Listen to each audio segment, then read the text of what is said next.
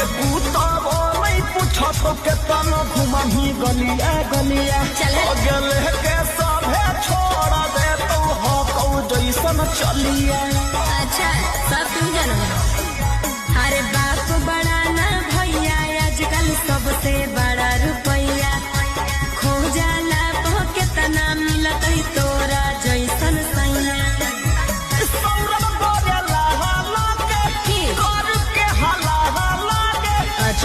तो ही छोड़ी रोजे नया ले मन